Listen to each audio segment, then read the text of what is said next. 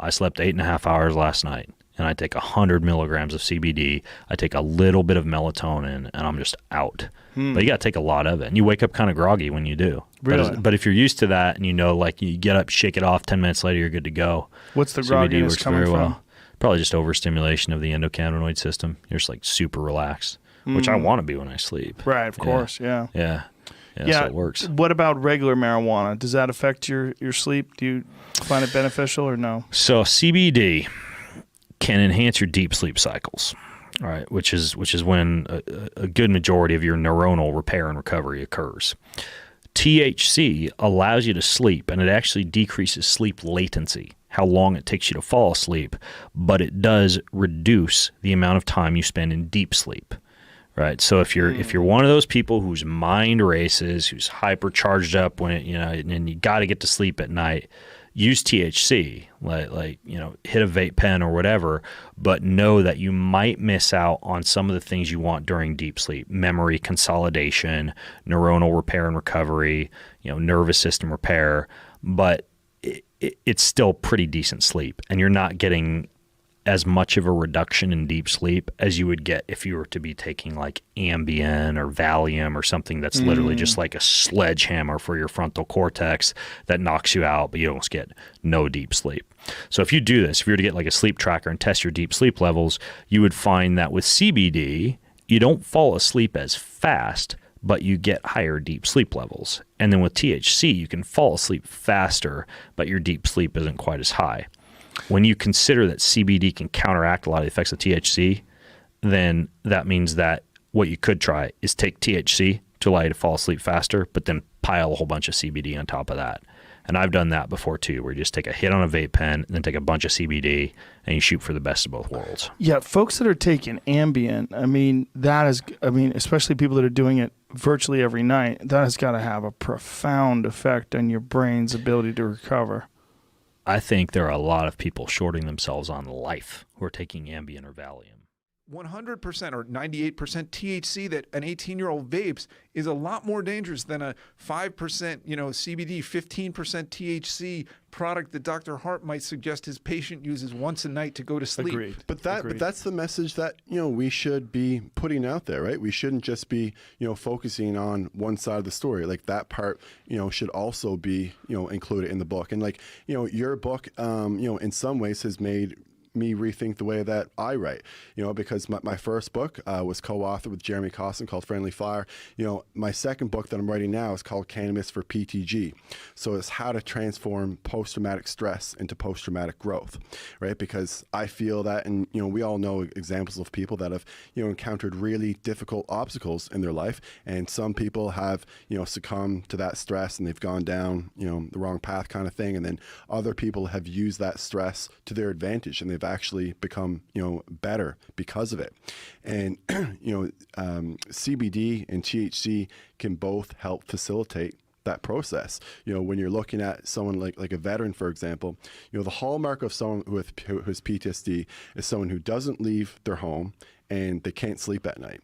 So like when I see a vet in my office, a lot of the times they'll be leaving their home like 5 to 10 days a month, right? So when you give them CBD, and this is really important for people to understand, CBD has been shown to decrease learned fear.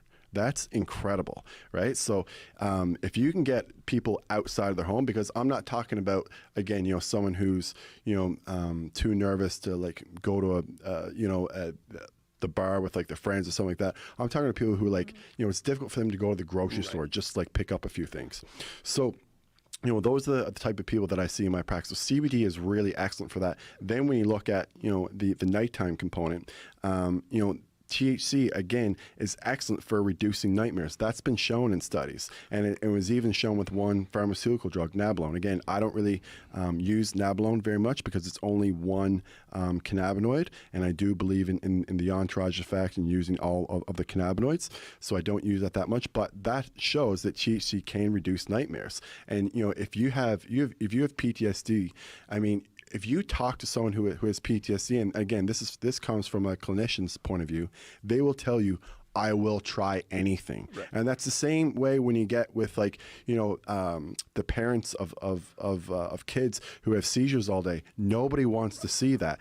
And like Alex, if your kids, ever started getting seizures, which I hope they don't, because it's terrible, what it can do to people.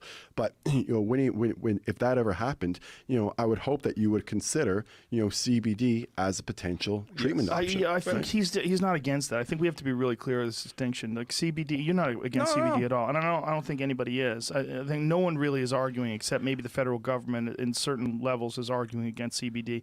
That's probably some pushback from the pharmaceutical industry. The reality is CBD is proven to be, at least as far as I've read, very safe and very effective for a bunch of different disorders, especially those that are about reducing and have something to do with inflammation. Or seizures. Yeah, yes. One of my good friends, his son has developed seizures, and CBD knocked it out, just killed it entirely. Let me ask you. This is very recently. You're somebody who's a cannabis user. You obviously know a lot of users. Why do you think it is that people, in legal states where they can really express a preference, they can go into a dispensary and know exactly what they're buying? Why is it that they want such high potency THC product? Because they get used to it. Your tolerance develops. It builds up. Every year we do this thing called Sober October, where we don't do no drinking, no pot, and we do some sort of crazy challenge. Me and three of my buddies, and when we do it, it's very interesting how your tolerance is radically reduced. Like I'll smoke pot at the end of that month, and I'm like, holy shit! Like I don't even know what I'm talking about in the mid sentence, and I'm just blitzkrieged. Whereas now, like I smoked a little weed last night, did some stand up, had a great old time. There's no issues with it at all. But I'm used to it. And if the weed that I smoked last night, I assume you don't smoke marijuana. I do not. Okay, if you and me were together last night and I gave you a hit of my joint, you'd be still there in the corner in the fetal position going, what in the fuck is going on?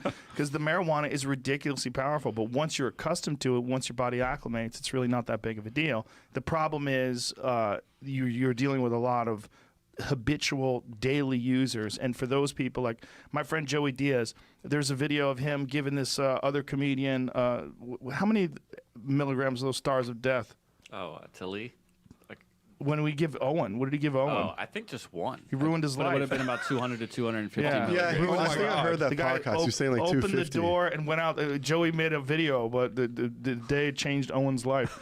Like literally fucked the guy's head up. Like he went outside and he vanished. He's gone. It's just,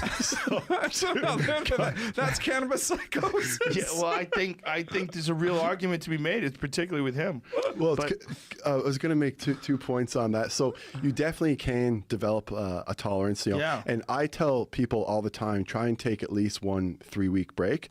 But the evidence does show that if you stop for 4 weeks, generally all your receptors return, and it'll be like you've never used cannabis before. Yeah, so that's everyone my should show experience. it. And that's even with people who are really, really heavy users. I can go back and get the study, but I mean, these people were using, I'm pretty sure it was like close to like 7 joints a day. Well, so really heavy users. And Snoop Dogg's a good example of that. My friend Tony Hinchcliffe is good buddies with Snoop Dogg, and he said Snoop Dogg just smokes all day. And he just like is always high. And you're like, well, what do you do when you're not high? He's like, what?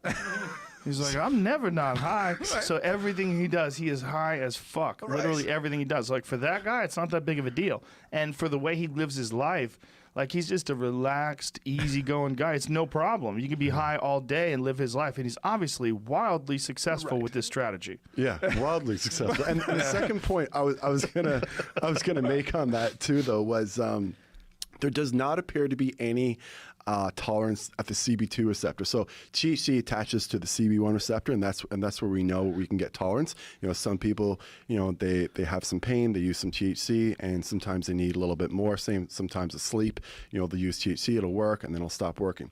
With CBD2, we haven't seen that. Meaning, like the people who get get seizure control, generally they don't need to increase the dose. Like the girl I was talking about earlier, I first described her, I think when she was 20, when she was about 20, she's 25 now.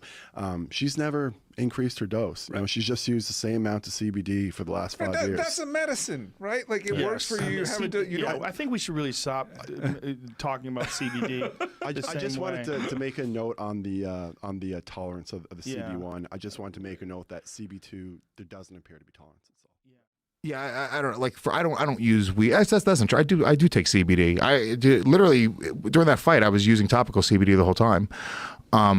So I guess you take oral too. I do. I take CBD. Oral's excellent daily, but I don't know. Infinite CBD sponsors our podcast and the festival as well. They're also. I'll get you a bunch of products because they're a really great company that supports comedy. They sponsored my tour when I was preparing for my special. They're fucking dope.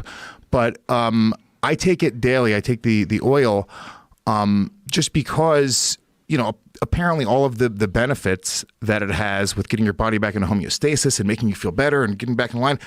I don't know the fucking effects. I smoke weed every day as well, so I'm sure I'm getting CBD effects as well.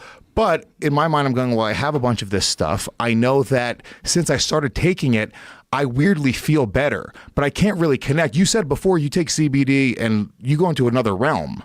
Well, I was taking 1 and 1. It's like 1 gram of CBD to 1 gram of THC. Like it's 1 part. So whatever milligrams you have, it's both. Like if it's 10 milligrams CBD, it's 10 milligrams of weed as well.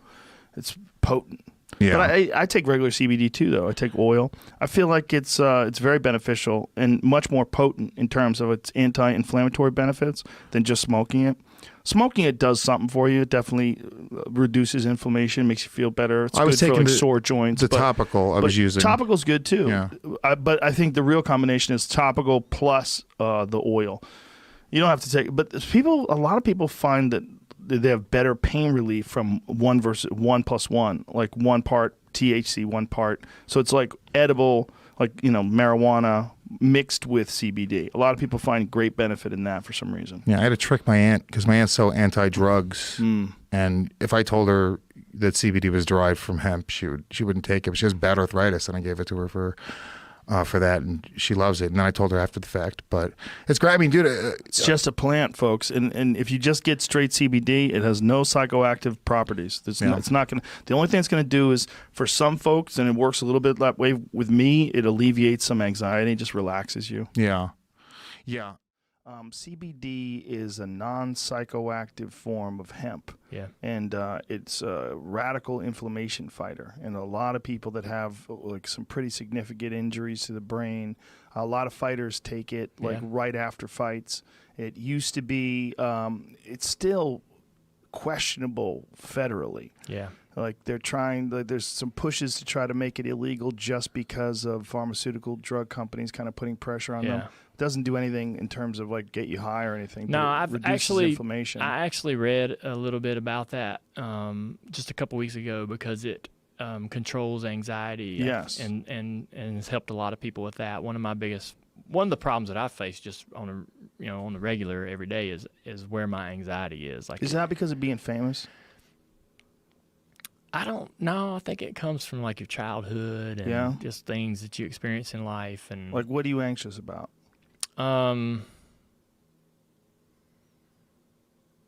Just general social situations. Yeah. I mean, I would avoid. I've gotten a lot better. Like I would avoid concerts, even if I love the band. I would. Just because there's too many people there. Yeah. But is it too many people that are going to bother you? No. No. I don't think so. And I like being bothered. I don't mind people coming up to me and saying, man, that's cool. I know who you are. I mean, that shit feels great. But it was more about like, am I going to be accepted? Is it my scene? I don't know, man. I just always had a lot of anxiety over. Oh, okay. So anxiety about whether or not you're going to be fit in. Yeah. Okay. So you felt like an outsider when you were younger. Yeah. So that anxiety, I don't know. I still feel, I don't, so that shit goes away hard. It takes a long time for that to go away. Yeah. Like my wife, She likes ashwagandha. You ever heard of ashwagandha? Yes. Yeah. So she likes that, and I take that every once in a while, and I think that shit works pretty good. Yeah. Kind of keeps you calm, and yeah. Yeah. So, but I've never tried I've read about, when I was reading about ashwagandha is when I read about that stuff you're talking about. I'll get you some. All right. It'll help. CBD is amazing. And Okay. you know what's really good? There's some muscle balms that work really good on sore joints and stuff. I mean, but like, and nothing I've ever used before. Better than anything. CBD just gets right into the muscles and just relaxes all the inflammation. And the best part about it is it's 100% natural and no side effects. Yeah. There's nothing. Right. But in terms of like, there's a bunch of different CBD oils you can take, and you just they chill you out, but they don't get you high or anything. Right. You're not weirded No. out, but they just calm you down. Right. And I wonder how much that calming down is because of inflammation, just reducing inflammation, and it seems that your body knows what to do with it. Yeah. Your body's like, oh, I know what this is. This is good. Yeah. Yeah. Yeah, I mean, I got Ted Nugent into it. Really? Man, Ted Nugent, before he came on here, he was telling me how he's all anti-marijuana and this and that, and we had this conversation about it. It makes people lazy. I'm like, I don't think it does, man. I think Yeah. people are just lazy. Yeah. And I told him, because I know he's got some serious knee problems. He had all these knee surgeries. He's a madman. He used to jump off the top of the fucking stage and land on the ground and blew his meniscus out. Yeah. I got him on the CBD bomb now, and he texted me the other day and said, there's not a thing I've ever used that's helped me like this before.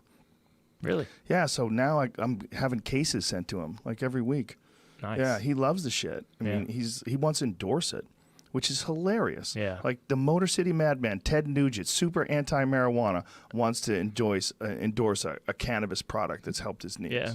Yeah. But it doesn't do anything to you psychologically. It doesn't affect you. No. Yeah. Other I mean, than that's calm you down. Yeah, that's what I read about it. Yeah. It doesn't have that part of the drug that Well, my makes you friend's son has it's a type of epilepsy, Brendan Schaub, and he's started giving his kid CBD oil, and it stopped the epilepsy in its tracks. high. Yeah, I think I read where they're it's been used for that for years. Yes, yeah. Yeah, to help for seizures and stuff. Yes, for seizures, yeah. It's just a radical inflammation decreaser. It figures out a way. It has some sort of an interaction with your body where it just reduces inflammation.